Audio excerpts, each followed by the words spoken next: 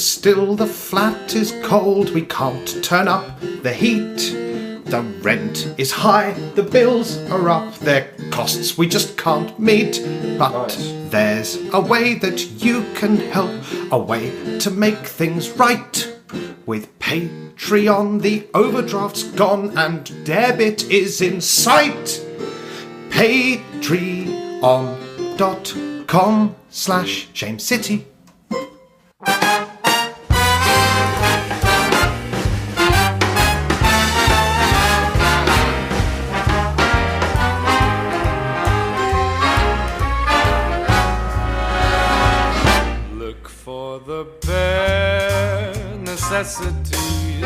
Simple bare necessities. Hello, and welcome to the 63rd episode of That's a Shame. Hi. Hello. Good? Yeah. Cool. Fine. I'm Declan. I'm Isaac. And welcome back. Wow. It's been such a while, hasn't it? A week? Exactly. Goodness me. Still not enjoying the weekly spread. Definitely not. Imbues each actual recording session with a sense of dread. How long do you think until we say, fuck you, Mrs. Delane, and just do two a week I anyway? won't be saying that, Mrs. Delane, okay? I don't know. Yeah, we need to do something because I think the enthusiasm is tied into the frequency. Because otherwise it becomes like, it's harder to find time for one than two in a way. It sounds like a lot of bullshit, but that just is the case. I could do a seminar with that as the topic about like management consultancy. Maybe that's how we make our rent. We just, by like being professional deniers of Occam's razor, we just go, no. How about that? We've got a hell of an episode coming up. I haven't said that in a long time. Oh my God, here we go. Oh, Declan's got all kinds of controversial content to discuss. We've got names to bleep out. We've got topics that are, near the very edge of what is acceptable to broadcast. When we say close to the bone, we're on about the marrow. That's it, straight in the marrow. And then, of course, we have a continuation of Dr. Toby King's patented love quiz, as I believe he's asked us several times to refer to it as. Called me up in the middle of the night. Just screaming the words down the phone, and I find that upsetting and threatening. So we have capitulated. Concession towards it. How's your week been? Better than the last. Good. Cars continuing. It's still going. Oh, good. Had to put some petrol in it today. I bet that was cheap, was it? It's one of those things that I am constantly annoyed and surprised by. And I'm struggling to think of any other examples in my life. I think a bit like running out of bread. And I use it every day. And I know I can see it getting like fewer and fewer slices in the bag. And yet still one day I will come to it and go, no fucking bread. Just again, infuriating. as if. Yeah. Like, what about when we ran out of rice and then Sainsbury's decided, nah. They also had. They swapped out the rice for pudding rice, and I picked up a bit of rice. I was like, oh, they've got it back. And then I was at the till. I was like, hang on.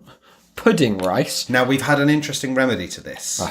What is that? What we've done is we've gone, hey, China, try this export on for size.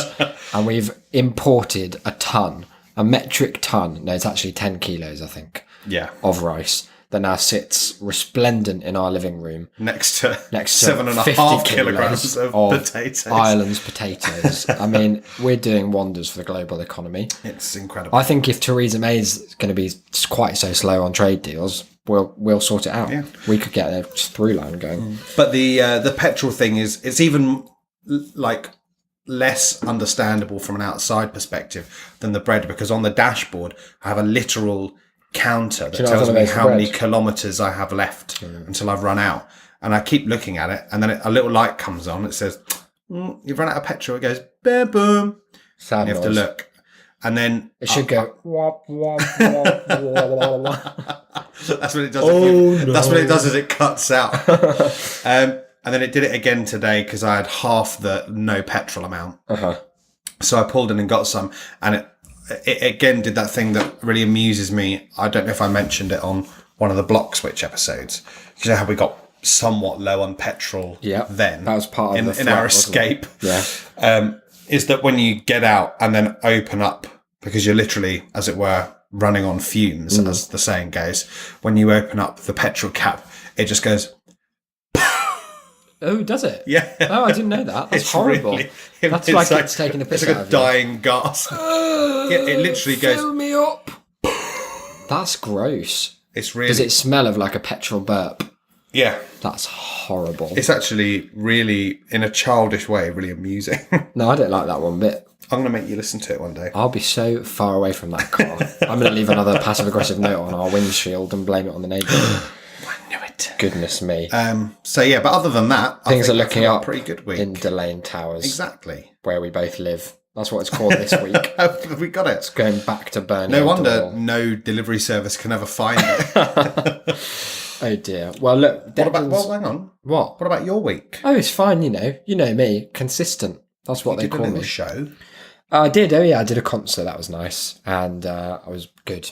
Is the feedback? So thanks That's for good. that. Your own or No, other people's. I forgot lines, so I didn't think I was very good at all. I think this is why Isaac doesn't like any of us coming to his stuff is because Listeners don't know about this. Oh yeah, well Isaac has this kind of pathological opposition to anyone he knows seeing him do anything that isn't Just exist. that isn't just living.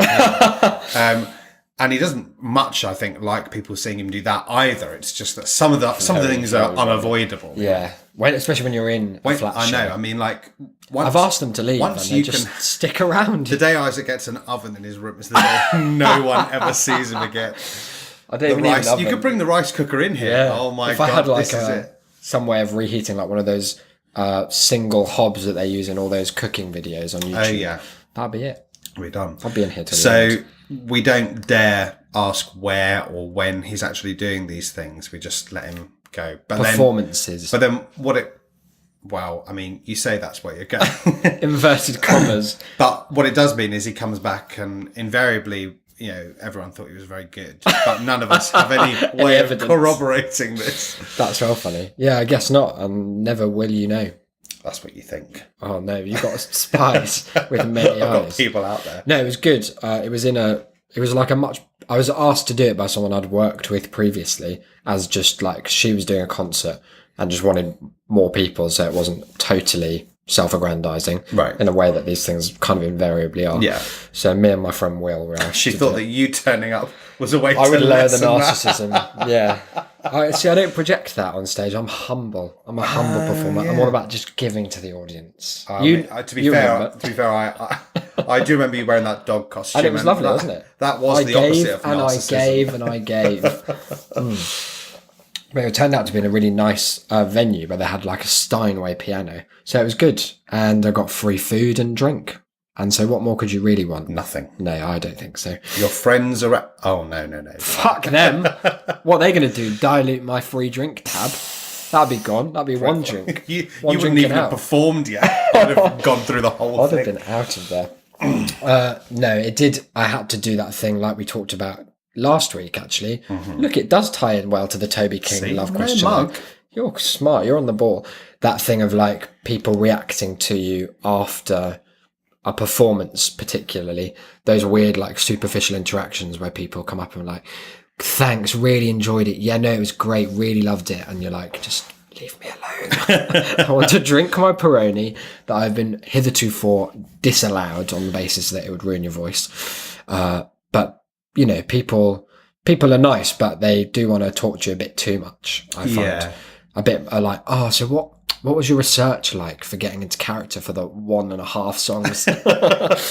Have you heard of none? Have you heard of I went to one rehearsal? That was it. But it was fine. I did a song from Sunday in the Park with George. I do hope you are one day commissioned to write a book about your process. Short, but A little pamphlet. oh, that reminds me, actually. I went to the... reminds is the wrong word for something that happened hours ago. But I was just at the Harry Potter exhibition at the British Library. I recall. And it's... Looking back. many years ago. Couple of things. First of all, it was good. It was a nice exhibition. It was really well done. And the British Library is like a lovely place to visit. Yeah. So here are some problems with it. Number one, a lot of it was parts of like drafts of the books or her notes or otherwise textual things, it being the British Library. Yeah. And it was also quite busy. It's like a sold out exhibition. And everyone The reads. average reading speed is 10% of yours. totally like baffling. Like I stood Are back. you speaking now like as a national average, it seems, from your Yeah, cross section? because I've always known like that it wasn't very fast, but I'm sure these people were like either taking the piss or were just so into it they were like rereading every bit, because there'd be like a long kind of 15 feet glass cabinet with maybe 5 pages of A4, not even like dense, quite large font. Yeah. And there was a guy stood there for more than 10 minutes going through, and because it was so busy, everyone was just kind of waiting for him at each page, because he was standing like holding everyone else up for him to like move along, and he had headphones in, so I think he was quite oblivious to the fact that to his left was just an increasingly large queue of people just looking at him like, this guy's a fucking Detlev, no joke. God. So that was a shame.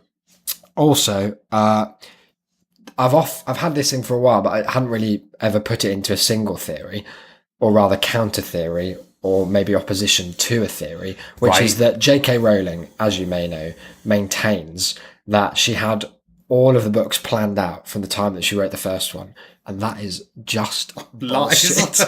It's just not true, and loads of authors say that. They're like, yeah, I knew where the whole thing was going from day one. You absolutely didn't. Not the case. And get this for some proof of that. So one of the drafts of Philosopher's Stone that was there included, so there were a couple of plot points. First, Hagrid became a kind of emissary for the magical community, and he was meeting a muggle minister called Fudge. So that was already fucked up, because as we know, listeners, he is eventually Minister for Magic, to tell him that, quote, a little man with red eyes, who was probably but never named as Voldemort, was like fucking up the whole world.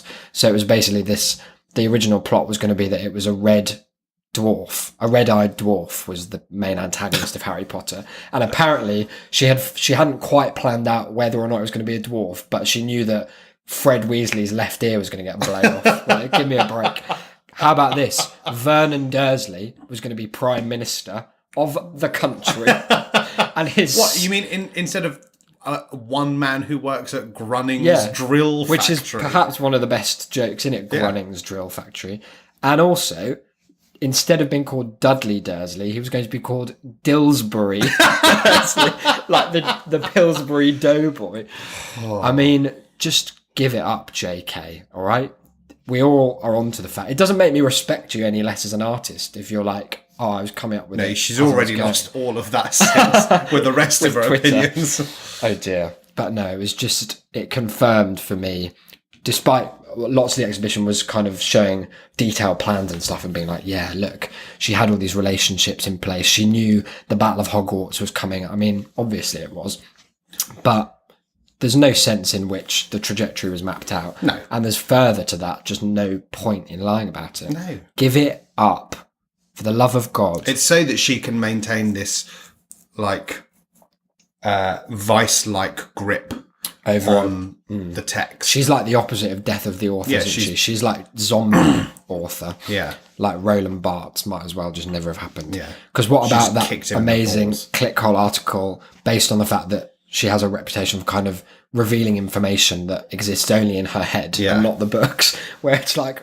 amazing, wow, J.K. Rowling just announced that Daniel Radcliffe is actually Chinese. Yeah. It's so good. What about the tweet I sent you the other day that was like in quotation marks, "Oh, Dumbledore roller skated everywhere for the last 30 years. He's been doing it for 3 decades, but it's never mentioned because it wasn't important. Harry's journey." His journey. That's so funny. I was tutoring today on people and words. You were That's the tutoring vague on people? No, I'm saying continuing the vague topic Oh, of I people see, and I their see. reactions to words. And I just asked him if he had any kind of poetry anthology, like from school, that we could just do some unseen poetry work. He managed to find one, and I turned to the one poem in there that I taught before, which was The Tyger, the William Blake poem. Burning Bright. Yeah. Now, 2 things. It's shite, first of all. The first stanza is, "Tiger, tiger, burning bright in the forests of the night. What immortal hand or eye could frame your fearful symmetry?" Yeah. Don't be fobbing me off with eye and symmetry. Eye symmetry. It actually, in Blake's day, it was quite common to pronounce it symmetry. Shit. This is like people saying, "Oh no, Shakespeare would have pronounced it Louvre." That's why he can rhyme love with above and get away with it. I hate all the dialect Shakespeare. Have you seen the video of like? There's the two guys who are doing it in, and like, his dad's like the expert. Yeah, and they're talking like farmers. Yeah, like, he's to like, be or not to be. That once is the more question. unto the breach. Once more unto the brooch. It's just not true. It's bullshit. I reckon they've got as much credence as the fake sign language guy at Mandela's funeral, who is just flapping his arms He's around. flailing vaguely. But the other thing that, it was at the time. It made me question whether or not I'm as good at this tutoring life as I had previously thought, and as my profile might suggest. Yeah. But I've come to the conclusion that it's nothing to do with me. Okay, it's just that the it's kid's not a you. lost cause. It's the kid. Yeah. In that, I set him these 5 questions on the poem. Did you come up with them? No, they were in the book. There were 10, and I picked out 5. Pretty handy. Yeah, because it was mostly about him learning to write under time management, because he takes forever. Like, he writes sometimes some good stuff, but it takes him an hour to do 3 paragraphs. You're like, well, that's no good to you in an exam. So I set him these questions, and he did question 1. It was, what do you think this poem is about? Briefly explain what you think this poem is about. And I gave him 3 minutes, and he'd written about 3 lines. And I read it, and his basic summary was that that the narrator, or actually, as he put it, the writer, was just really angry and confused about where tigers come from. And That must be such a great impetus to go and sit down and write a really angry poem in a really scratchy pen. Fucking tigers! I mean, where even are they? You always see them arrive, but never where they're coming from. And so I should have tried to gently nudge him away from this idea. That's going to take more than a nudge. It was more about the time management than it was about the answers at this point. What I did was, I said, look, you haven't written nearly enough. In that amount of time, you should be able to write at least 6 lines. And he was like, no. And I went, start timer. And I wrote a paragraph saying what the poem was about. And I was like, and I went, look, have a read of mine, just so that I haven't written like nonsense. I haven't just written any words I could think. Nice. It actually is a paragraph. And he read through it. He was like, right, okay. And then he got on to question 2, and question 2 was something about, there are a lot of rhetorical poems in the question. Why do you think rhetorical questions in the poem? Yeah. What effect do you think this has? And he started, and he was like, it really emphasizes his confusion about once again about the tiger kind of and the origins of the tiger and who made it and why. I mean, really, why? And I again was like, so it's not. He's not. It's not about tigers. It's not. I know it's called confusing. The Tiger, and he does reference it, but again, and so I taught him about extended metaphors and poetic conceits, all of which can be used to ask the age-old question of where the fuck did all these bloody tigers come from? So, question 3 was something like, why does he ask of the tiger, where are you from? Did he who created you create the lamb? Did he who made the lamb make you? And he says, Blake. Actually, he didn't. He kept saying the writer. That's I had annoying. to keep circling it, saying, you know who he is. Blake. Blake knows that the lamb is innocent and pure and is a symbol for goodness. And I was like, yes.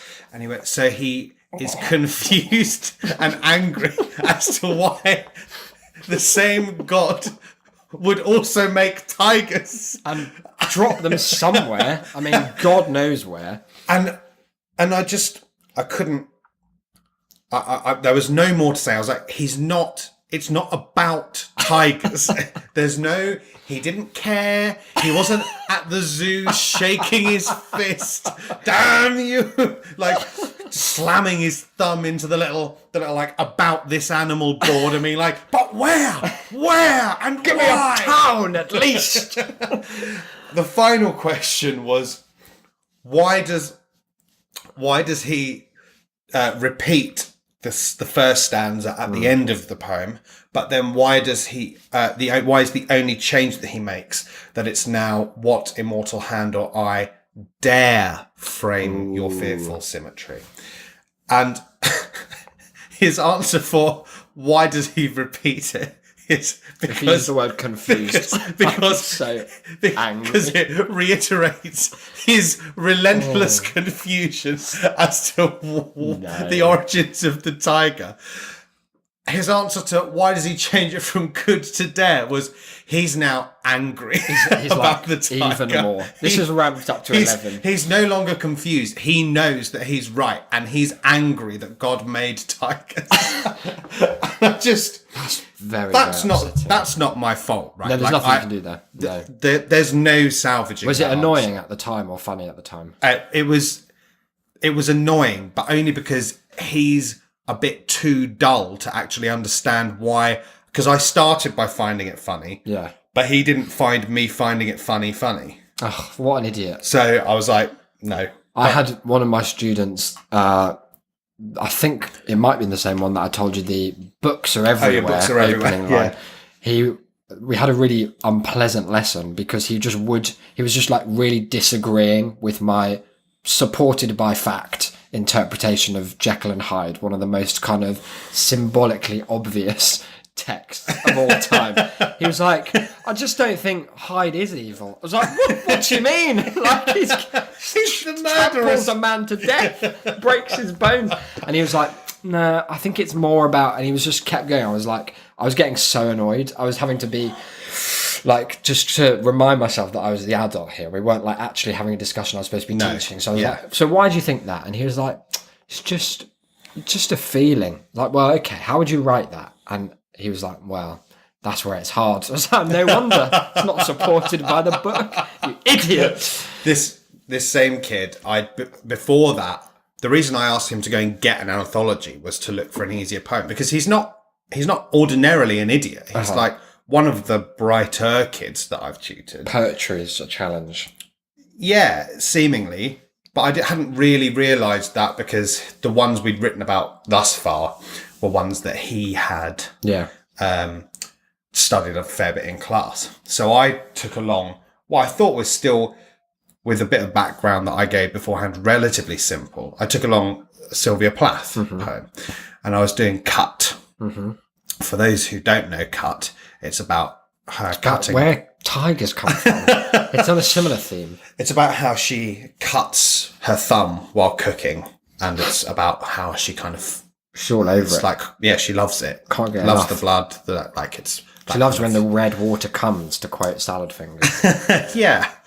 But I started telling him a bit about Sylvia Plath, a bit about some of her psychological troubles that she'd had, her depression, her ultimate suicide. Ultimate suicide. New on ESPN. 10,000 points for the oven. I've actually, as a little throwback, I've used this poem 2 or 3 times with pupils that I've tutored, and every time I say that she ended up killing herself by putting her head in the oven, to all of them I've had to explain what a gas oven was, because they go, and I'm like, no. it's bad, but it's not. She wasn't just sat there like, oh, it's really fucking hot. So yeah, she's kind of delighted. She's thrilled. What a thrill is how she starts by this cut. It's a poem that sort of emphasizes that self-harming idea of the rush of endorphins, the excitement, that expulsion of whatever's bad within you. And I asked him straight up, after we'd read the poem a few times, explained some of the words, had a look at some of the imagery. I was like, how do you think she feels about cutting herself here, like cutting her thumb? And he went, not good. Good, that's insight. And I was like, okay. And he went, he's got a stance at least. angry. Right. And I said, okay. He's really reading between the lines. And I said, what about line 1 and then line 15 and 15 to 17? Like, what are those ideas? So line 1, obviously, what a thrill. And then 15 to 17 is this, I'll be there with my bottle of pink fizz, a celebration this is. Some people don't like thrills or pink fizz, though. Well, he looked at it and he went, so it's like, she says celebration. And I went, yeah. And he went, and he thought about it for a second, then caught my eye and nodded knowingly and went, sarcasm. That's lovely. And I was like, why don't we move on That's so to sweet, another though. poem? I see what you're doing there here, you Mr. go. Delane. You're playing me. You pushed me. Oh. Without you, I'd have looked right past the sarcasm. I'd have gone straight. His first summation was, is it about war? Because she mentioned Everyone thinks everything's about war. Yeah. Yeah, that's the first guess for everything. I think it's the problem with them doing this power and conflict. Yeah, they think everything's module about is power or everything conflict. is war. Yeah. Everything is war. Everything is war when you're part of the gang. So, yeah, it's been an okay week, but the tutoring's Going a from strength struggle. to strength. So you've got some information to impart. You messaged me while I was at the exhibition, probably waiting for that same man with his headphones in to complete Almost. a one-page story where Certainly. J.K. Rowling lied about knowing anything that was going to happen with the phrase, I think it was, I've got some killer content. Killer content. Yeah, no, killer content. Oh, right. Oh, well, fuck that. It's another of my Ted Bundy monologues. No, well, we have been employed, as it were. Uh-huh. I've not had this employment offer directly. No. So are you now my agent in this regard? As it were. As in, I was just the bookkeeper for our partnership. as it Okay, were. that's fair The enough, calls I guess. come into me. Yeah, because I'm not going to deal I with take that them sort down. of No, stuff. you just literally wouldn't. I keep my hands out of that. The day-to-day. So I got a message from Emily. Off of mugs, off of gifts. Because we'd been speaking, because I was doing that short story competition. I remember. How did it go? Well, I won't find out for a while, but for me it was Tell fine. listeners what your great and, rich with narrative potential topic was. The way it works is you get assigned stuff, don't you? Yeah, so there are like thousands of people in this competition. You get arranged into heats of 20. Yeah. And then at what is for most people in America who are doing it midnight, but is for me 5 a.m. Oh, yeah. You get an email with a link to an enormous table with all the thousands of people who've entered.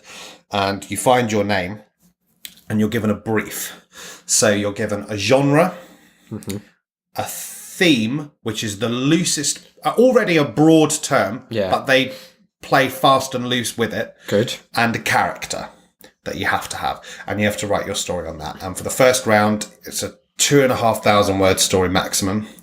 And you have a week to do it. And then second round, it's... And last year you had like a... Last year I had rom-com, Uh-huh. kleptomania, and a baker. It's a good three. There's stuff in there. There's I potential. reread it this year to see like how decent it was, like with a year's kind of gap afterwards, and it was all right. My setup for that was that there was the first person narrator of the story was a female journalist who was asked by her failing local newspaper to cover this thief who was rampantly stealing from the local bakery, and it was her because she fancied the baker and was trying to get his attention. And it was fine. It was those all, ideas. it was all right. It was a decent story. Yeah. But there was that one joke in it that I was really proud of, which was where she's trying to get out of writing the story. And she says, I tried telling Jill that I wouldn't do it on moral grounds because the thief could be a poor child who was stealing to live. But it turned out she'd seen Aladdin. So it didn't fly. But I looked through and it was a decent story. This year, my opening round topics were horror. Ooh. Now, horror's already somewhat of a sticking point because, as we've discussed, I think, on the show before, in a horror novel, you can't have jump scares. Yeah. You can't, like, turn the page, it's just boo. In really Horror's big letters. horror's hard. Especially short story. Yeah, so you need time to set up something so that something can go wrong, so that you have to have like unease, normality from which the story diverges. Yeah. So I was already like, okay. But then a real theme, saving light. house cleaning.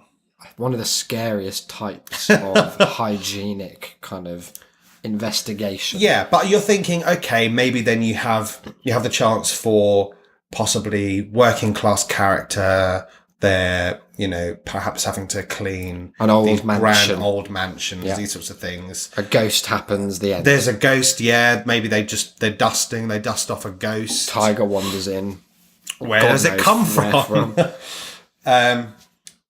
So, I was like, okay, there's potential here. Yeah, it points it towards a kind of hackneyed territory though, doesn't it? Yeah. Potentially.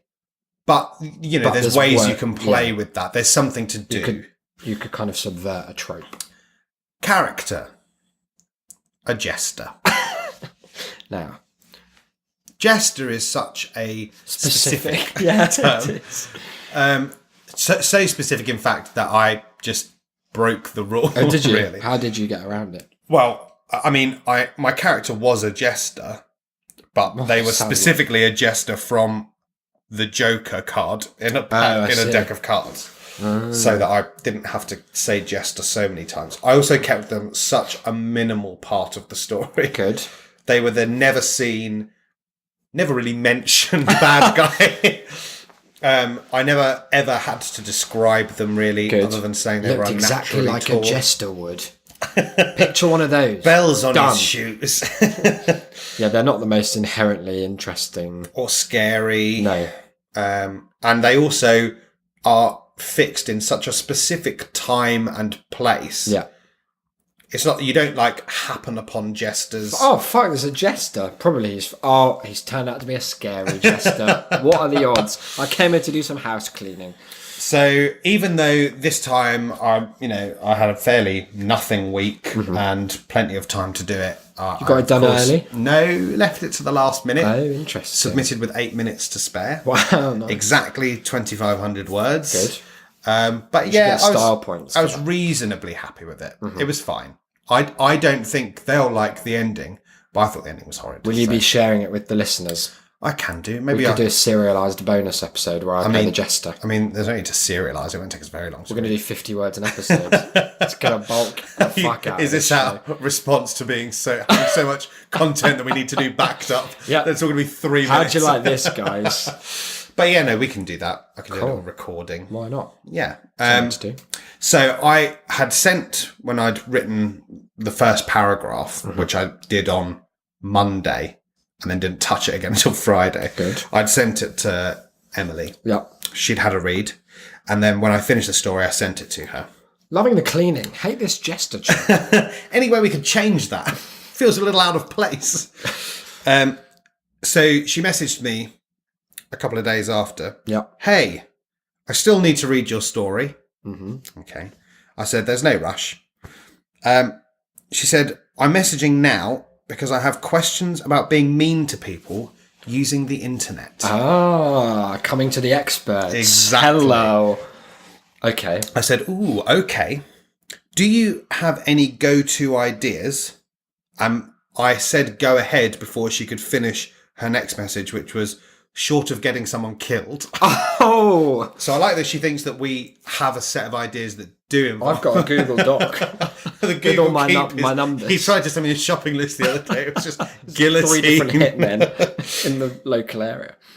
She said, this kid at my brother's college is a cunt and I want to ruin his life. We should clarify college as in sixth form. So for our American listeners, they're what, 17? I think he's 18. I said, send me a profile and I'll get back to you in a day or so. Wow, you've got a whole system. Yeah. This is good. Okay, so... Her next message was, he looks like a white supremacist. Ah, so you could get in. You could be the mole. Yeah, well, I did say I can't blame him for that because I look like one. You've lived that. And she said, that's not the reason for my vitriol. He looks more like one than you do. Oh, there which you go. I like that she doesn't deny that I do. I mean, but he looks more. To which I responded, goodness, short of a swastika tattoo, I don't know quite how he could. I'll send you a profile and you will see. Nothing too elaborate, please. Just like spam his email or something. Okay. But we're better than that. I mean, that's phase 1. That is, of an 18 phase plan. I said, trust in us. Did you say it like the snake in Jungle Book? I hoped so. I put a heart after it, so it looks like that. What about Scarlett Johansson singing that at the end of the Jungle Book remake? Very creepy. Very nice. Yeah. Anyway. His name, now, we're going to have to bleep this out. Yeah, but I want Isaac's genuine, pure reaction. because when Declan told me about this when I came home earlier, the first thing I asked was what his name was. Or maybe I was about to ask and you came out with even his name. Because in my head, I have this incorrect notion that names can be very telling about a person. I mean, incorrect across the board. But in individual situations, they really, when the stars align, they align in a big way. Yeah, and because I said even his name is reason enough that we should be on board with this. Okay. His name. Hang on, you haven't explained why we get onto that in a second. Okay. I still haven't got to why. Okay. His name is. I have to bleep it again now. I mean, yeah, he's already lost a lot of respect there. Now, she sent a picture. His current Facebook profile picture. Let's have a now, I'm going to show it to you. And again, our listeners are, for the time being, going to have to just... I'll paint a picture with my words. My response was that he looks like someone failed to abort Paul Dano's character in There Will Be Blood. So you can tell me how accurate that is. Okay. Oh, no. He looks exactly like I thought he would, actually. He looks like someone with a first name that's come out of 1960s East London gangster I'm culture. thinking we should call him Reggie. Yeah, absolutely. I mean, that's made it very clear what his first name is. But okay. So Reggie. Yeah. Basically. Oh, I need to edit that. The girl that Reggie is dating is friends with Emily's brother, who we'll call Sam. Okay, so Sam's Emily's brother. He's friends with the girlfriend of Reggie. Yeah. Platonic friends. Yes, has been... Not like friends. No, they've been good friends since high school. Yeah, for a long time. Mm-hmm. He was talking to her. As you would. In the corridor. Yep. Up comes Reggie. No, did he swagger up, do you think? Oh, almost certainly. His from the hips. I've got some more photos to show you for your reactions later. Ooh, can't wait. Basically, his Facebook is that he does MMA. Okay, yeah. He's an MMA guy. Yeah, no, I can see that. From Basildon. Cool. Good place. So he's one of the crowd. Yeah. You don't... I'm not going to mess with him. No. Well, no, we are. Oh, well, we are. Yeah, no, we are. Right. I've misunderstood the feature. Yeah. But, I mean, he doesn't think that you should. Right. That's the image he's putting out there. That itself encourages It actually drags me forwards to do it's so. It's like why big guys are always the ones that get punched. Yeah. Yeah. And apparently speaking to Reggie's girlfriend is enough of a crime. Mm-hmm. So jealous was Reggie, who I presume is mostly incapable of language. Right. MMA speaks with his fists. Yeah. Simple, and universal language. And his dopey hair. Yep. And just very loudly, and to everyone, said that Sam had special needs. Right. Which, given that Sam is a quiet boy, is somewhat of a... He didn't respond. No. He wasn't going to, rise to it. No, he wasn't. And also, it makes the accusation somewhat more damning, because he doesn't, he doesn't need that. No. He's already trying his best. He's putting himself out there. He's talking to people. It's an inherently ableist thing to shout anyway. Well, yeah. We can't have that. We're not supporters of any of that kind of rhetoric. Apparently said it in front of all of Sam's friends, and indeed all of Reggie's friends. Yep. I bet Reggie's friends laughed like crab and goyle. Oh, definitely. Like the absolute sycophantic... You got him there, boys. Teenage Richard Hammonds that they are. Cackling away while he kicks a homeless man to death. And then Sam, being the bigger man, just turned and walked away from it all. Yep. And insists that he's all right about it, but has apparently been very quiet at home since. That's not on, is it? Which isn't on. We can't have that because that sticks and stones thing. I mean, we all know that's total wank, right? This words can never hurt you thing. Oh, yeah. Like, why does anyone ever say that adage? Why is that ever a thing you say to children? Sticks and stones can break your bones, but words can never hurt you. It's just so totally wrong. Like, it's just worse than any other lie you could offer a child that's being bullied. Like, how does that help them? So what I think is we need to properly get back at him in some sort of way. Why has this come to us? Because Emily knows we're the best. So she's gone straight to the best. She hasn't been like flicking through the other pages. Do you think she's tried other outlets first? She said that she's going to like do some stuff as well. Like, she's not incapable. No, far from it. But she's just like she wants a bespoke service. Well. That's fair enough. That's what we offer. Let me show you a couple of other photos. You can give me your reactions and our listeners. He's second from the left in this one. What's the mood? Looks like have you seen Goodfellas? Yeah. It's like that. Oh no, is it? Yeah. Oh no, it is. He's second from the left. Yeah. Wow, he had really long hair in these days. He did. He looks like I like that as the MMA fighter, he is by far the smallest of all his friends. But at the same time, look at the confidence in that kind of swagger. That static swagger. That'd be why he never smiles. Well, he doesn't want to show weakness. Well, it won't be because he's just like perennially unhappy. No.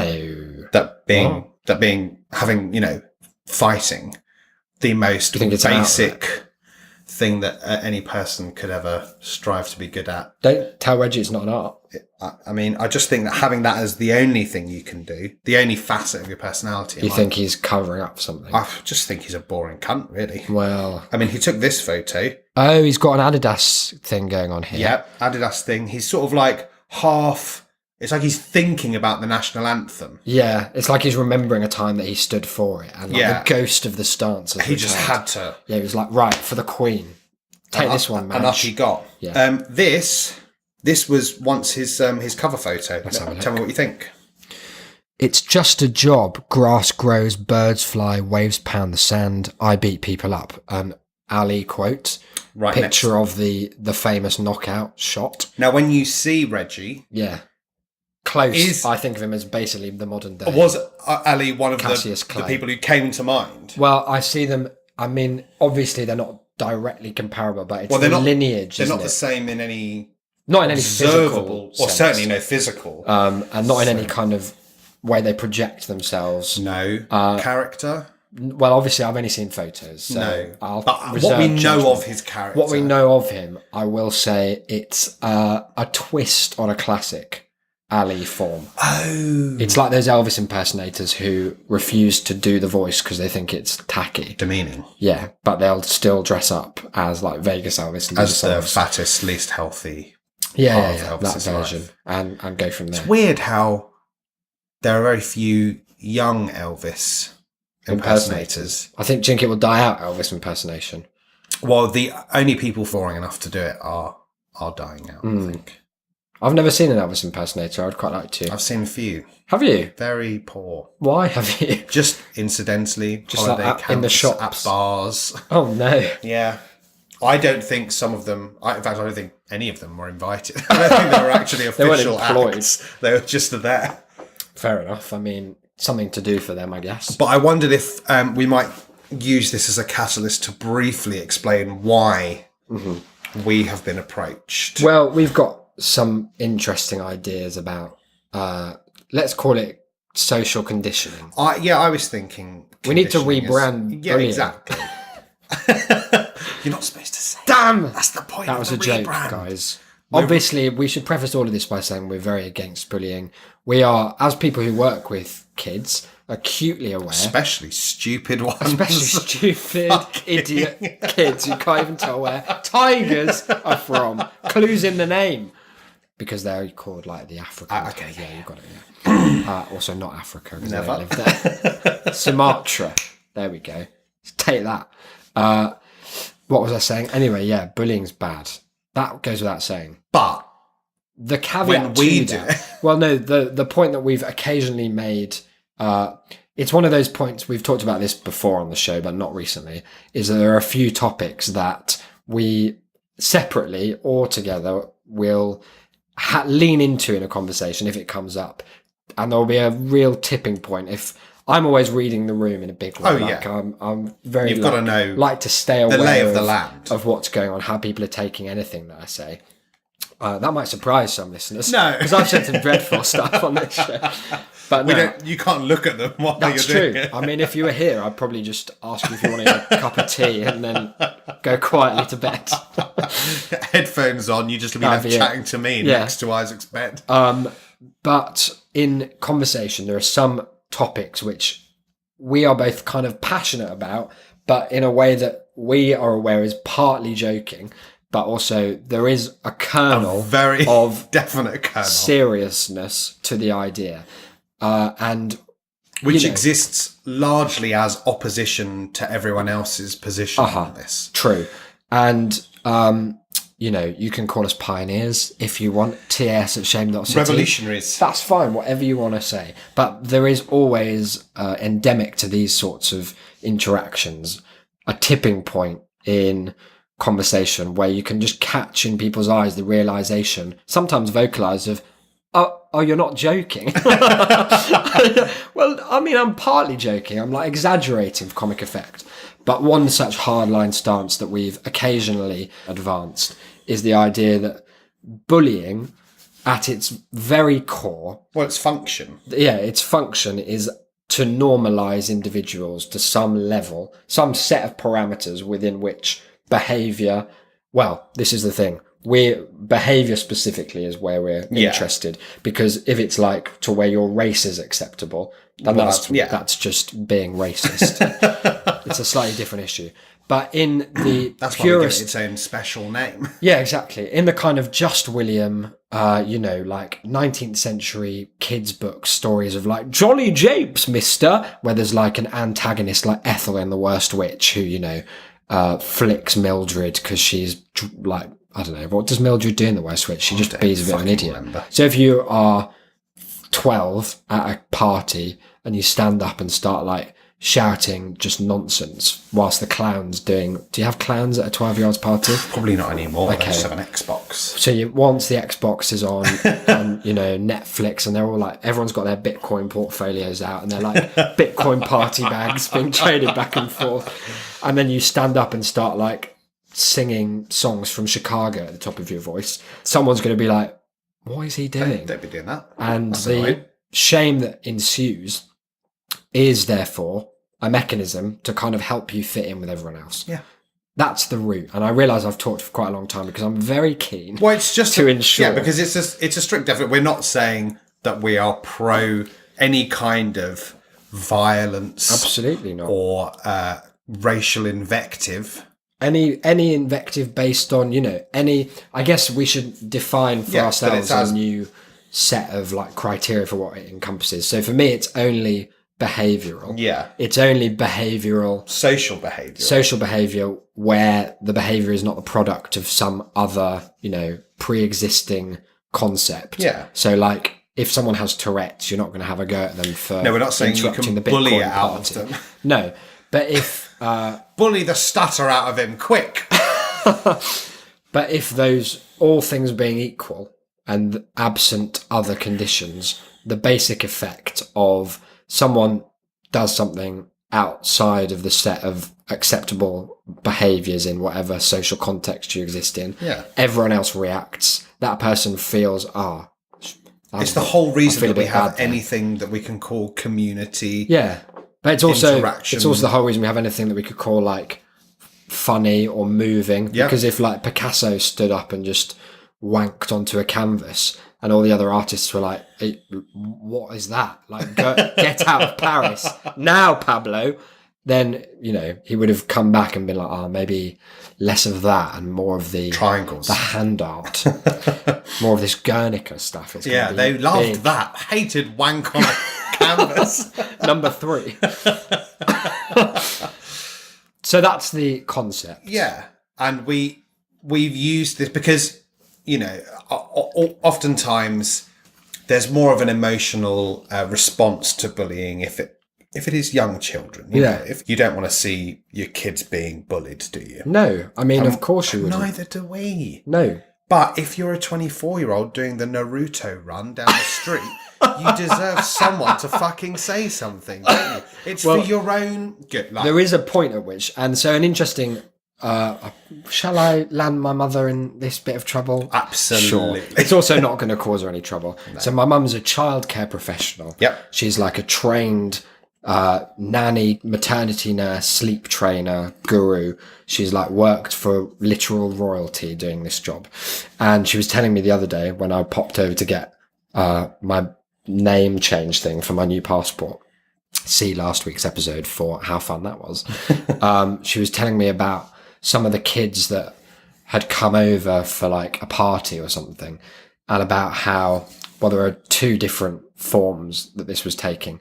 She started by saying, some of them just talk such nonsense. Now, I think they're about 4 or 5. Is she a tutor? That's it, yeah. But she was saying that kids, and I've experienced this, but obviously I don't work with this age group very often, but kids who are just like, I'm going to fly out the window. And my mum was like, that would be funny, wouldn't it? He's like, oh no, I'm going to fly out the window. It's like, well, you're not. And just the way she said, so, no, but I am, because I'm a superhero. And so, well, it'd be, it's nice. It can be interesting to think that you are, but why didn't you draw? I remind you that you're not. Like, at the core of it, you are not going to do that. Normal. You're child. a kid. Sit down. But what I'm saying there is that that's a childcare professional who realises that it is imperative. It's your job as an adult to say, don't do that because you're setting yourself up. It's like in About a Boy where Hugh Grant tries to stop Marcus from going out in front of all the kids in his school and singing that fucking dreadful Rascal Flatts. Is it that? I heard he had a style. What is that song? Killing Them Softly. Killing Me Softly with his song. Singing that stupid song in front of all his friends. Hugh Grant's desperate to stop him. Does it anyway, doesn't he, the little dick? Idiot. Hugh has to come in with a guitar, save the day, take the heat. Thanks a lot. Doesn't get anything from it. Nope. It's, it's our role to stop things that are going to get you and bullied. Once you're in school, it's about, like, your parents do the best they can before school. But they don't. With, by doing kind of like individual things, the basics, like the fundamentals. And then once you get to school, the crowd does that. Yeah, except I think there is, obviously, like we said, like there's too far, but on the flip side of that, there's very much not too enough little, on usually the part of the parents. Oh, absolutely. There's a certain sector My of mummy middle says class. I'm a miracle. Yeah, exactly. That exact thing. That came into my head while I was listening to this woman at the Harry Potter exhibition tell her daughter about unicorn medicine. It's like, look at this, Eleanor. This says that in 2000 BC, unicorns were used as medicine. What do you think about that? And the kid was like, I don't think unicorns are real. And she was like, but the book says so. And she said, can you read that word? And she went, unicorn. And then just ran off. She went, Eleanor. And it was exactly like a Tim Minchin, Matilda character. You reminded me of something that I was going to say beforehand, but definitely must say now, which was that on this sort of topic, I was sent by my girlfriend and read it, our relationships post from earlier, which has sadly since been deleted. But the title was, I think my 31 daughter, 5, is being scammed at school. Scammed. Right? And the story was... by another kid? Yeah. The story was that she kept asking for pennies and for change. Yeah. And I was taking them in. And another girl was selling her, and all the other kids in school, for this money, invisible unicorns. Right? This girl's a genius. But the best bit was that there was an edit at the bottom, a clarification, which said that she knows about imaginary unicorns.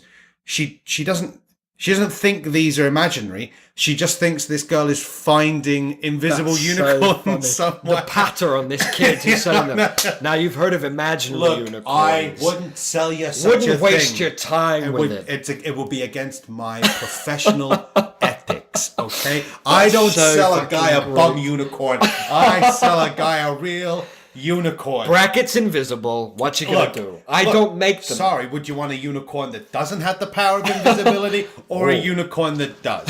You can get a visible unicorn for cheap. I tell you, I know 'cause people that 20 do. guys, 20 guys down the road sell it to you, fucking penny a unicorn. That kid is my hero. That's so funny. But so returning to the original Yes. point, and like my personal experience of this is that I was a very odd child, as you might expect. Oh well, yeah. I was sort of like Anyone but your mum, you'd have been fucked. oh yeah, absolutely, because my mum, that typifies her personality type. That anecdote about the kid that wants to fly out the window. Yeah.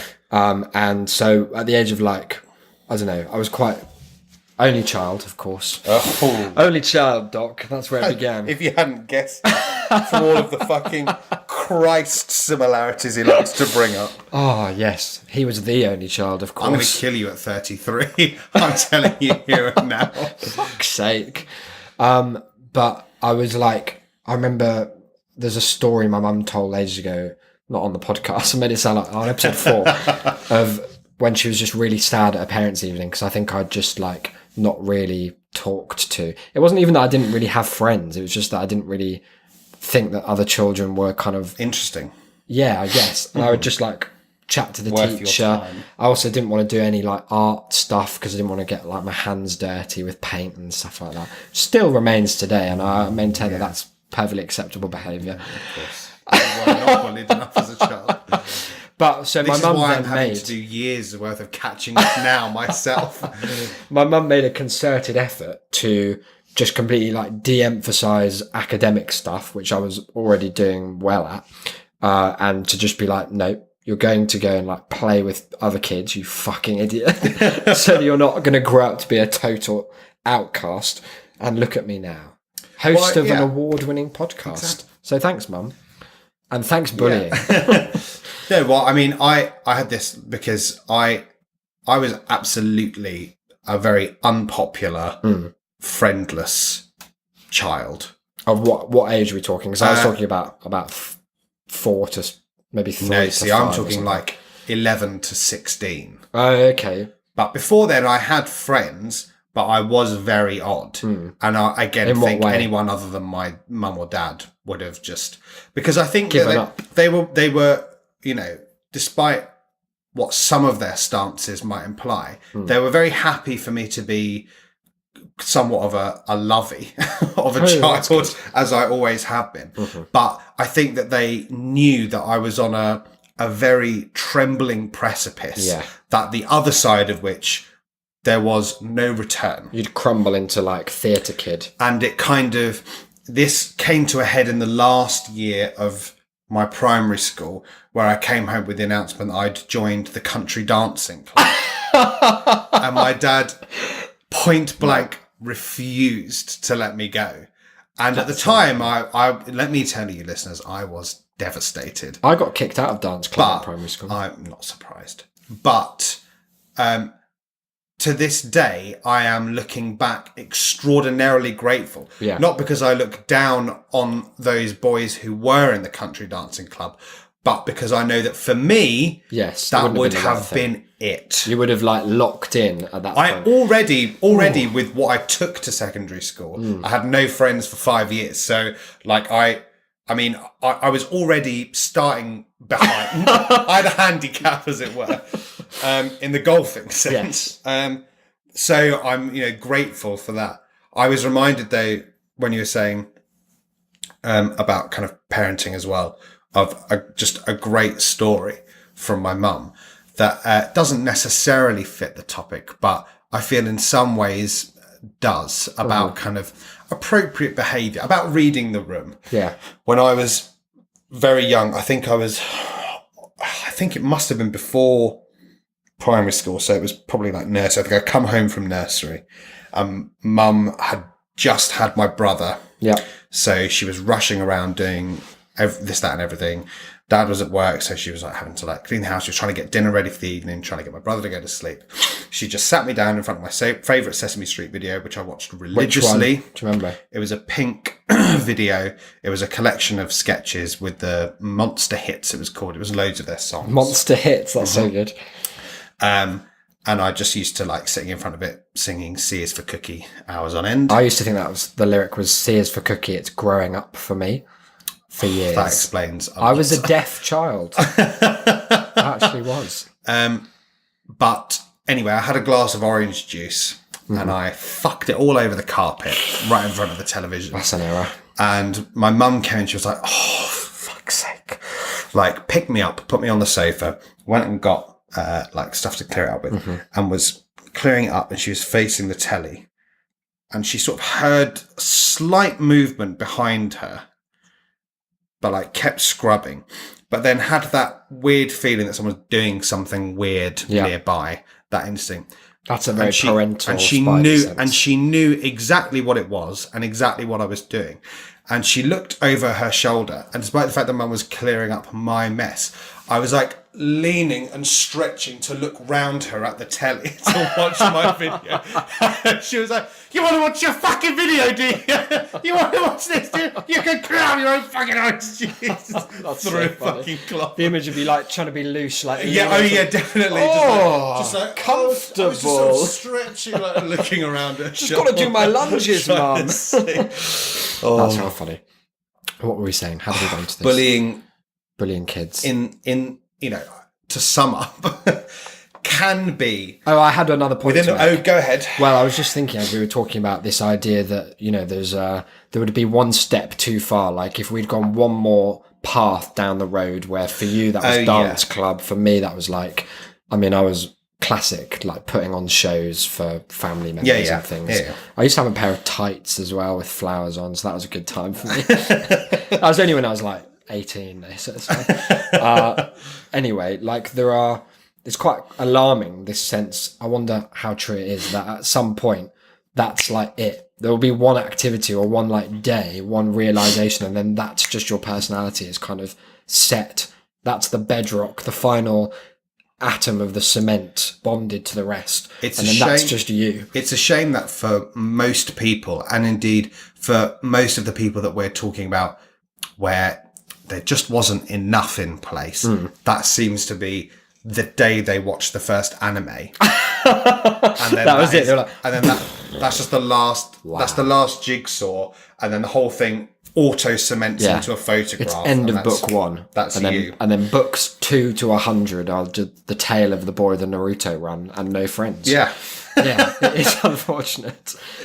It's quite a worrying thing as a parent though, because that was the point that I was going to make is like, can you see that coming? How clearly? I feel like my parents definitely could see it coming. My mum saw it coming in a big way. And course corrected. We've found each other. I know. Well, is this it? Do we like take the leap, holding hands straight over the edge? We take dance club Reggie in flower with us. tights, drag him by his now short hair. So Reggie, how does he tie into all of this? Well, I think that you have come into some technology that can help us. I have, and I'm not willing to divulge the details of it. We needn't. It is legal. I'll make that clear. It's not like I'm holding onto a nuke. We know it's worrying to have to clarify that it's legal, but it is. We've not checked, but we've, I'm sure we've talked about heatsec before.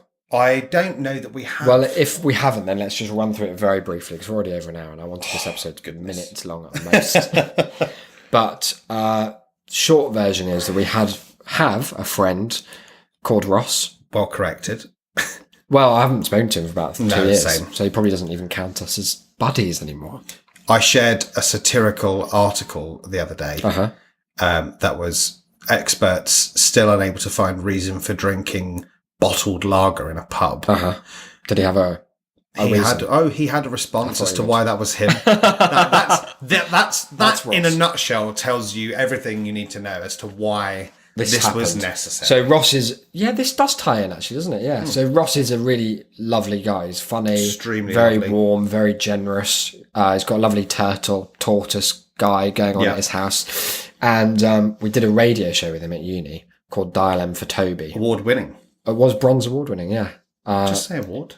Yeah, but, you know, won one of the awards. One of those big metal ones. It wasn't silver. Exactly. Second Do the place rest in of France, the working out yourself. And one day, I can't really remember. Oh, this is how it started. Every so often, as part of my particular flavour of, you know, I was going to say... Friendship surveillance. Yeah, that's a nice aperture science way of putting it. Welcome to the Friendship Surveillance Friendship Lab. surveillance. Yeah, that's good. I like that. As part of that kind of whole protocol. It's your reading my way the of room caring. when they're not in the room. It is. That's very true. It is basically that, yeah. Yeah. Because I guess that comes from, like, knowing that you have a Paranoia. tendency towards being, like, asocial, is that to counteract that, I've become, like, hypersocial. So I read... Stalkery. That's not true. 1 hour photo. That's me.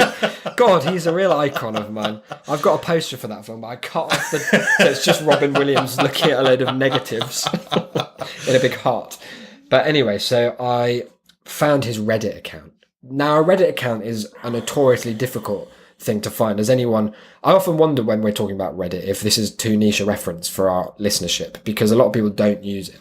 I'm constantly surprised but at a how lot few of people do. Yeah, but it just doesn't seem to be anyone else I know. No. Like, it's But very... if you're not, get on it. Because it's just clearly the best website for, like, everything Knowing what's happening in the world, and and the best jokes and stuff. All content flows roughly from there, from that particular tab. So Reddit accounts, for those who don't know, are anonymized inherently. They don't tie into any other social media. There's no profile picture until recently, when you can have a cartoon of, like, a little alien. There's no incentive to share anything actually to do with you. It's kind of an antisocial network in that regard. And so finding... Is that the name of your screenplay? It's going well. Yeah, Finch has said no. It was a hard pass from Jesse Eisenberg. But we've got Lynch on board, and it's going to be something, I tell you. Yeah, so finding someone's Reddit account can be, and has, because I sit on, even now, the knowledge of everyone I know who uses Reddit. I know at least an account of theirs.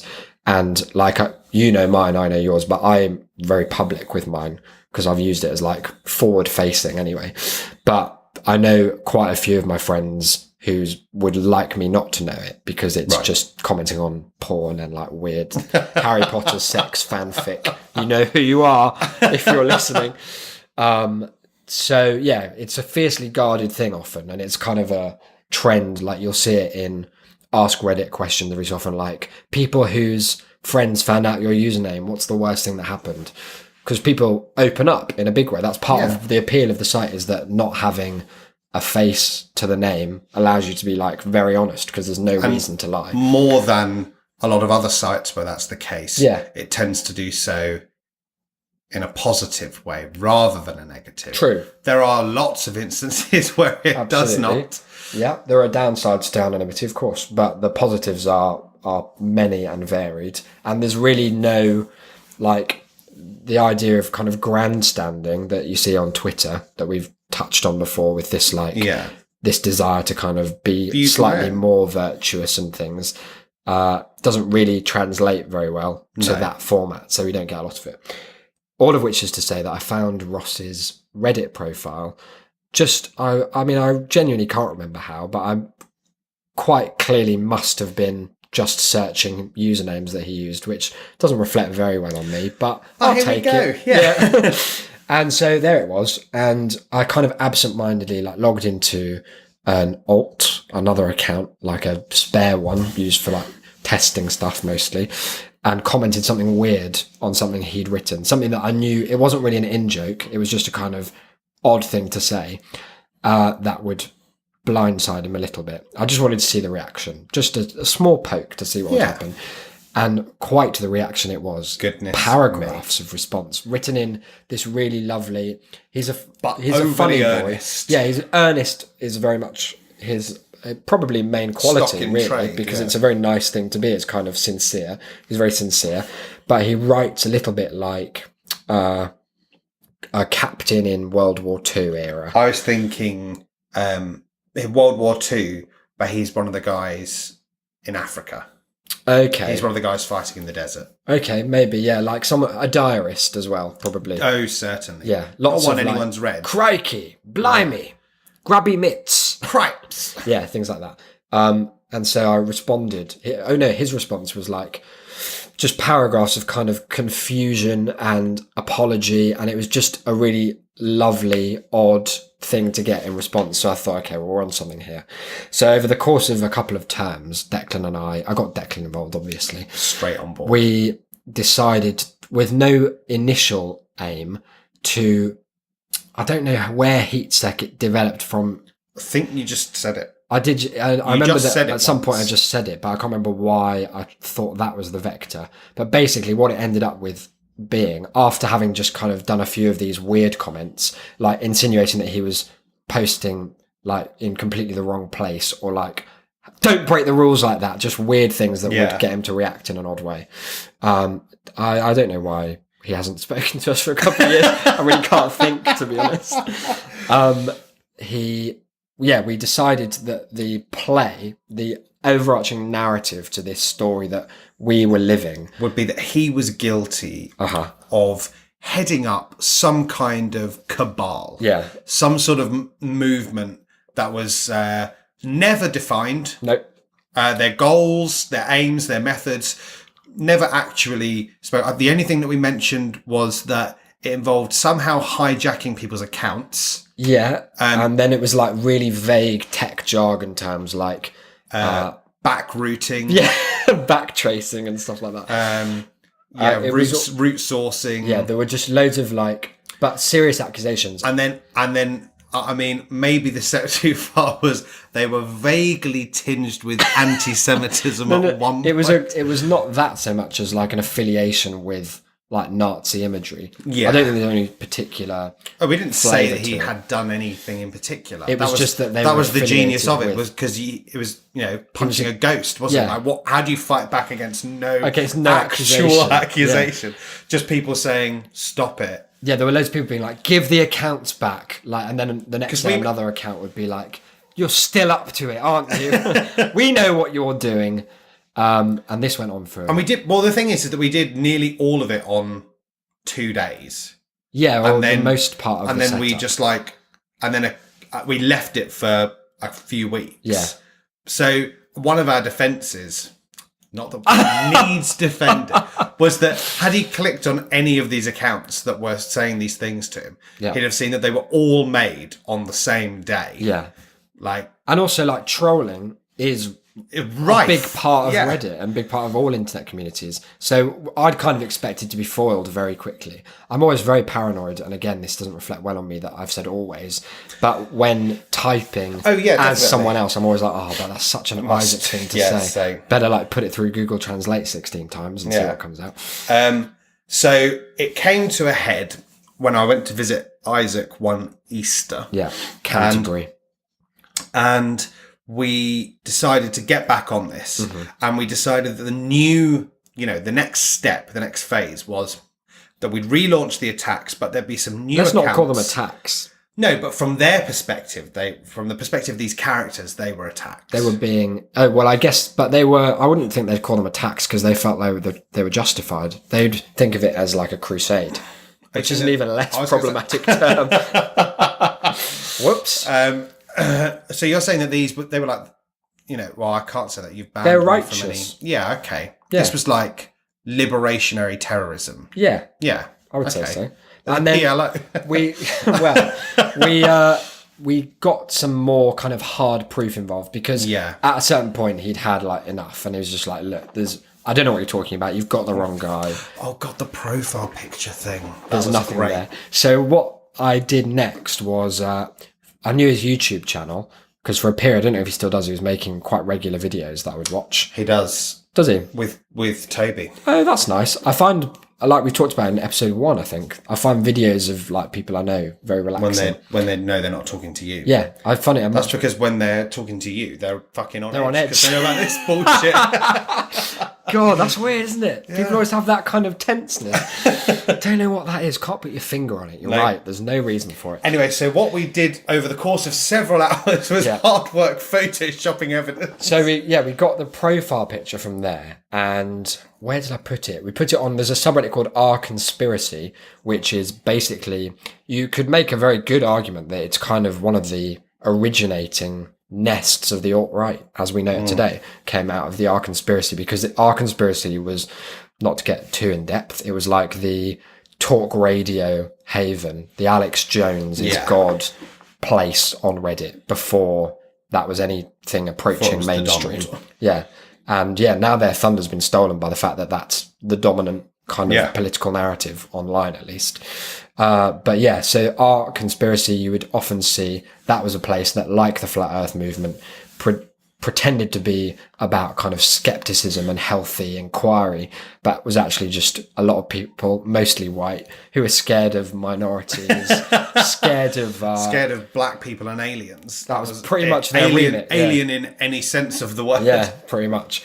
And so I posted on there very briefly a thing that was like, I bet I could find it if I had time, but it was something like, exposed how Ross's username has been proven to be heading up heat sex operations. Then it had his profile picture.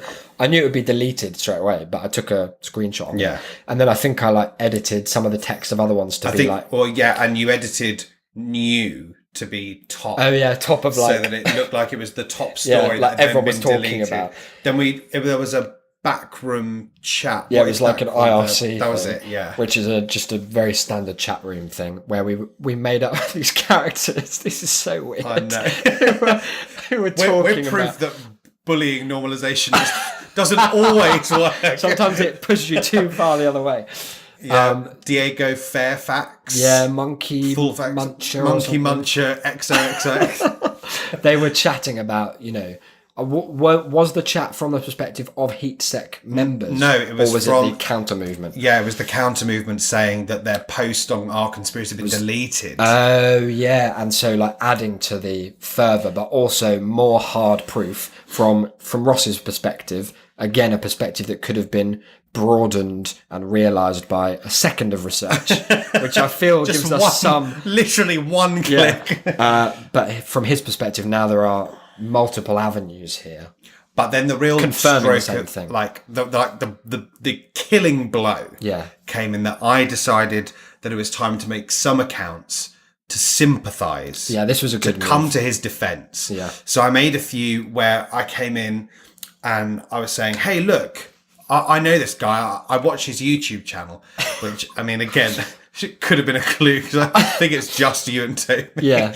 But I was like, I've seen all his videos and he would never do something like this. And then you got another one coming into his defense as well. And he was like, oh, thanks guys. Mm-hmm. And then the final stage of this was gifted to us by Ross himself, who, having never actually checked anything about any of the accounts who'd been accusing him. And again, having never been accused of anything specific. Nothing. Not even themes. It wasn't even clear the domain, the size, the scope, the mission statement of HeatSec. This name that I'd just come up with. Yep. And he messaged one of my alt accounts saying, thanks so much.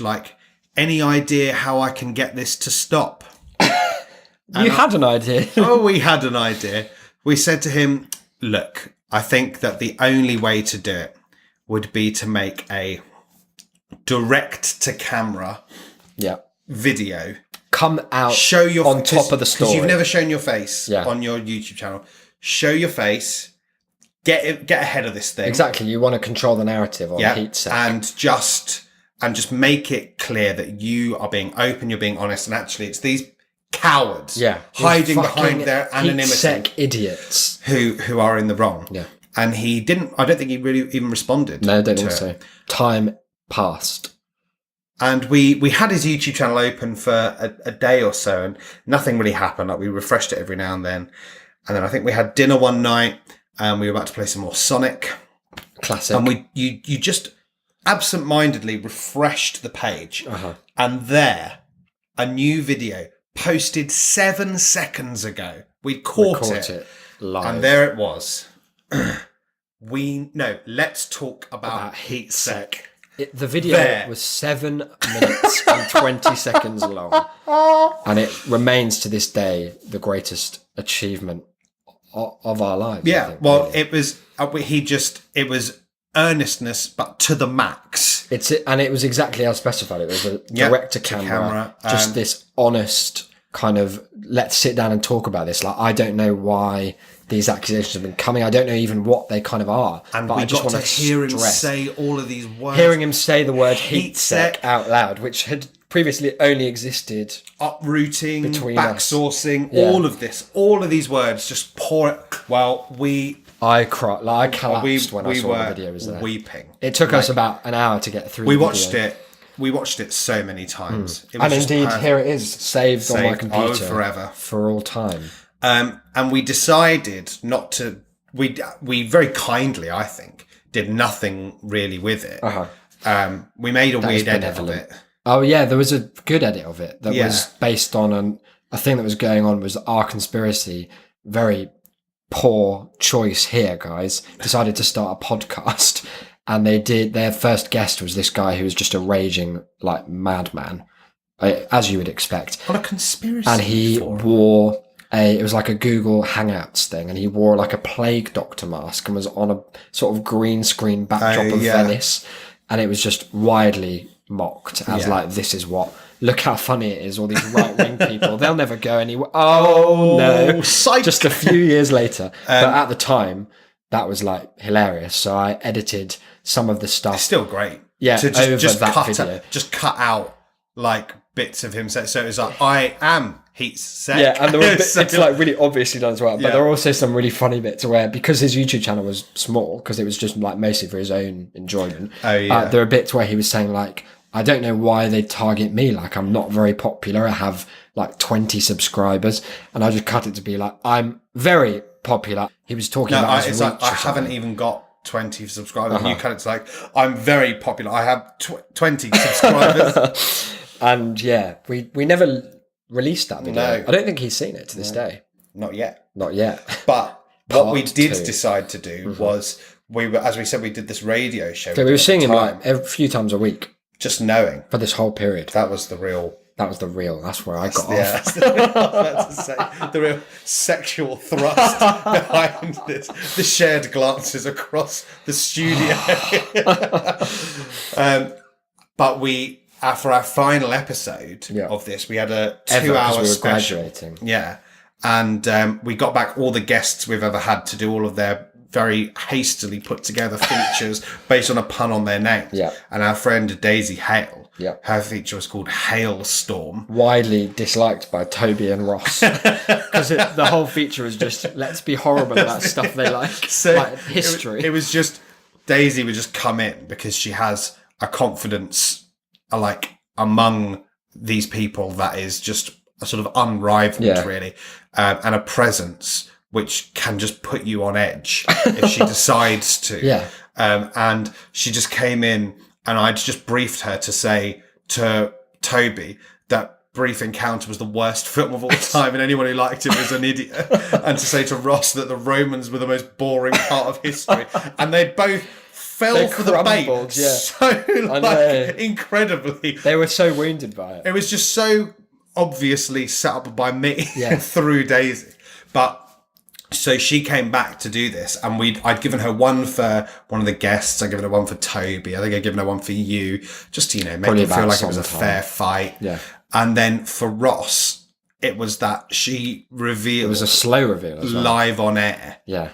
That we were the ones. And he didn't get it for a while, but when the penny dropped, boy, did it drop. And he was mostly silent for ages, and then said the saddest sentence of all time, which was that the thing that was affecting him most now in the moment was that one of the accounts had said they watched his YouTube channel.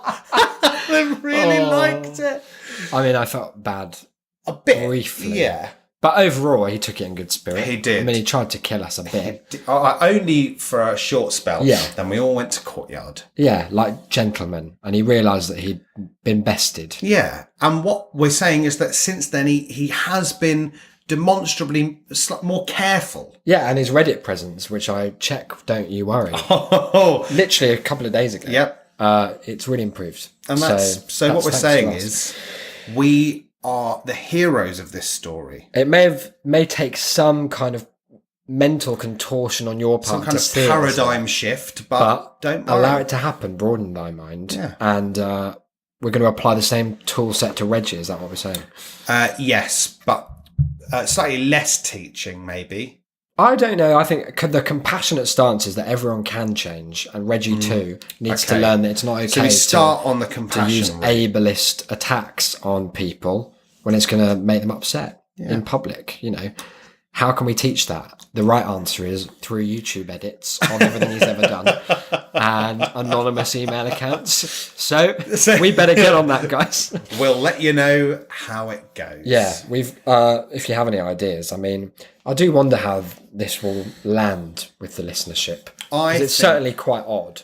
Yeah, but I only really realise how odd all it is when I say it. I think that, I mean, when we started this, you spoke for maybe 5 minutes straight. And I think that whilst you never came to any real coherent conclusion as to what our view was, you at every point avoided all of the, all of the pressure points that could be used against us. So I've done the work. I think we're covered. And also, at the most fundamental, true level, we are anti-bullying. Well, we are. Yeah. That has been apparent in at least 58 of our previous 62 episodes. And so the distinction we need to draw, and maybe it's a semantic one that we need to work out our own terminology for. We know it's not a perfectly it's not cut and dry. It's not a perfectly defined idea. It's not a mission statement just yet. But I guess it's just this kind of cause and effect theory of social interaction where he's done something that is not socially acceptable. He will continue to do so. And he needs a course correction. There you go. And if that takes hiring a killer, then so be it. If for that we have to admit that we're pro-bullying, well, listeners, let me tell you. Look, that's all a joke, though, especially the killing part. Oh, yes. No, that is definitely. Because if he dies now, that'd be straight on you. Really, that'd be right I mean, up your Emily phone. absolutely specified short of killing someone. Oh, did she? Yes. Damn. Imagine if we'd made that error. But anyway, send us your thoughts on that. I hope we haven't alienated you, because I think it's quite... I think our listeners will understand. Yeah, I think it's ultimately quite comprehensible. They're with us thus far. They're complicit. If True. nothing else. So. I'm going to blame all of you guys. If I go down, you're coming down with me. So good luck. How can they get in touch with any thoughts, feedback? I've always had this suspicion that people lean towards this...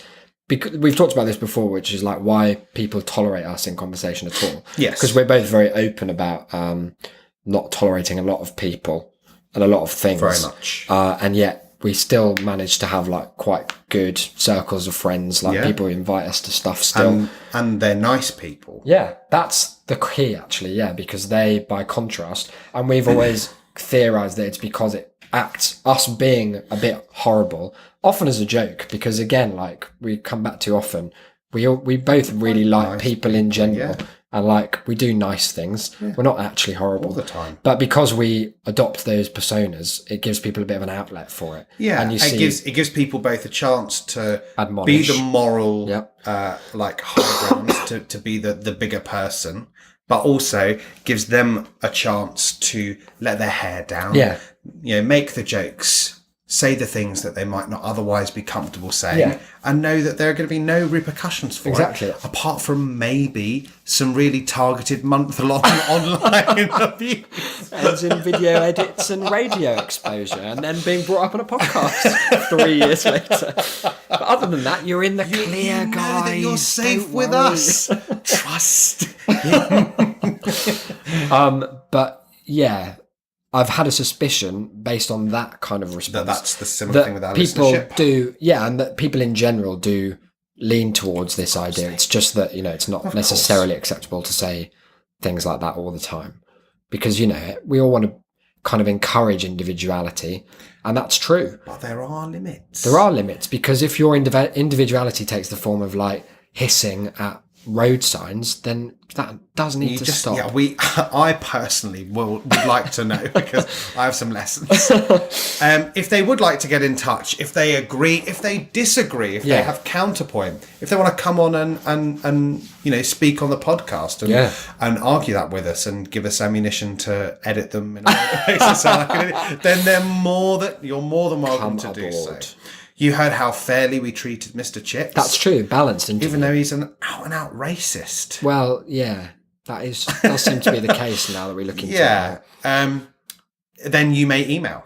Yep. TAS at shame.city. You can also come trundling into our inboxes via the website. I don't like trundling as the verb of choice there.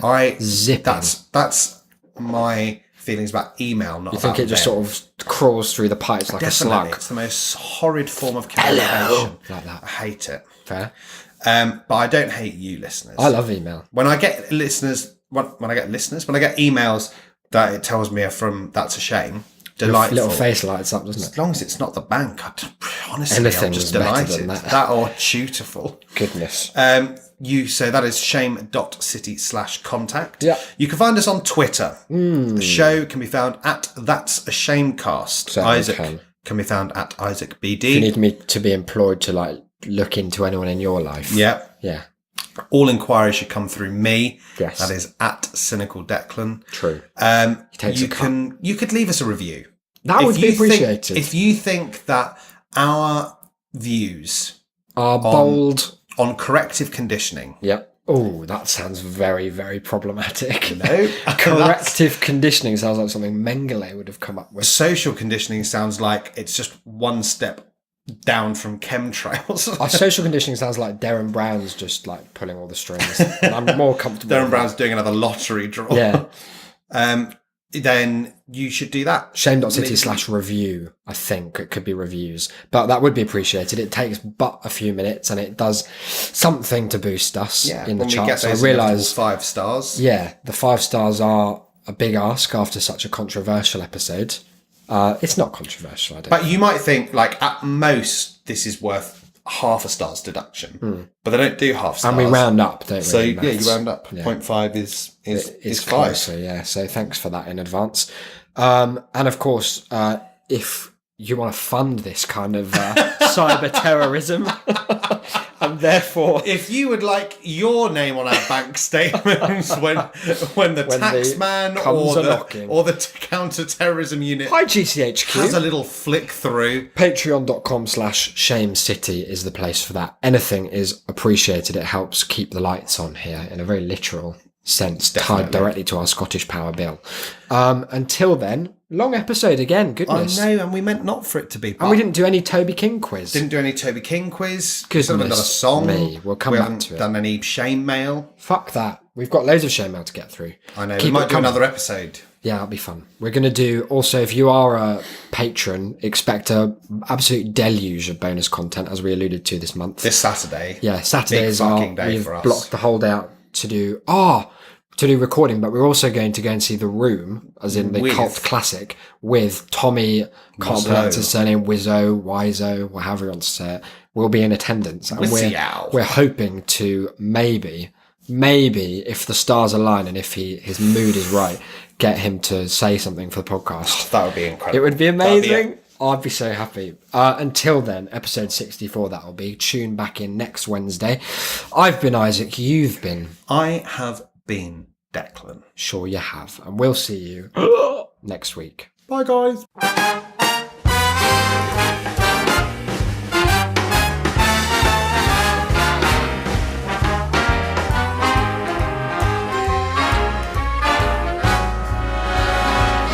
Look for the bare necessities, the simple bare necessities. Forget about your worries and your strife. I mean the bare necessities, oh Mother Nature's recipes that bring the bare necessities of life. Where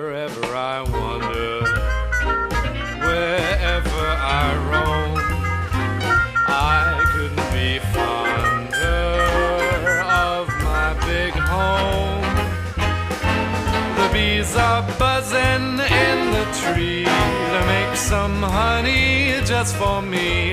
The bare necessities of life will come to you.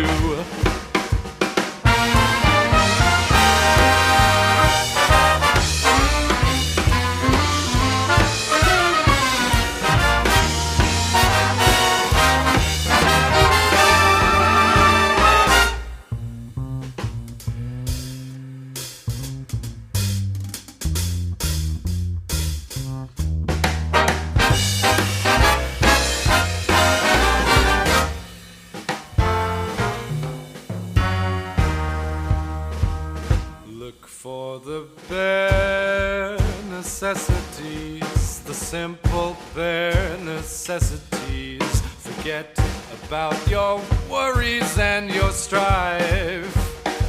I mean the bare necessities, oh Mother Nature's recipes that bring the bare necessities of life. Wherever I wander, wherever I roam, I couldn't be fonder, my new home. The bees are buzzing in the tree to make some honey just for me. The bare necessities of life will come to you.